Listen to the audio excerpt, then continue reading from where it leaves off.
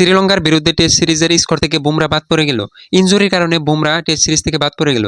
এখন পর্যন্ত আমাদের ইন্ডিয়া বুমরার ব্যাকআপ প্লেয়ার বাইর করতে পারলো না। কিভাবে বাইর করবে তারা?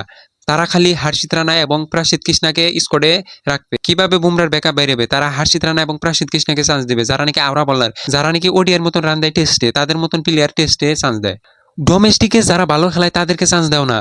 তাদের চান্স দেওয়া বাদ দেয়া প্রাসিদ কৃষ্ণা, হার্ষিত রানা তাদেরকে চান্স দেবে। যারা নাকি ডোমেস্টিকে খেলতেই পারে না তাদেরকে চান্স দেবে। কে আর প্লেয়ার নাই? আকিব নাবি, আকাশদীপও তো ভালো করছিল আমাদের ইন্ডিয়ার কারণে, কেন তাকে বাদ দিলা? আকিব নাবি কত ভালো করলো ডোমেস্টিকে, তারপরেও তাকে চান্স দেওয়া না। এবং মোহাম্মদ শামি দেখো উইকেটের পরে উইকেট নিতেছে, তারপরেও তাকে চান্স দেওয়া হচ্ছে না। লেওরা সুদা ম্যানেজমেন্ট আমাদের ইন্ডিয়ার, কি বলবো, ম্যানেজমেন্ট একদম লেওরা সুদা আমাদের ইন্ডিয়ান ক্রিকেটের। এই ম্যানেজমেন্ট যখন পর্যন্ত থাকবে তখন পর্যন্ত আমাদের ইন্ডিয়ার ভালো ভালো ক্রিকেটাররা চান্স পাবে না, এবং যারা নাকি কোচ এবং সিলেক্টরের ফেভারিট তাদেরকে চান্স দেবে।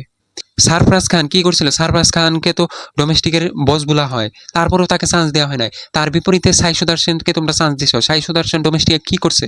আইপিএল একটু ভালো খেলতে পারে সেটাই। তার সারফরাজ খানকে কেন বাদ দেওয়া হলো? নাকি সে মুসলমান সেই কারণে বাদ দেওয়া হচ্ছে?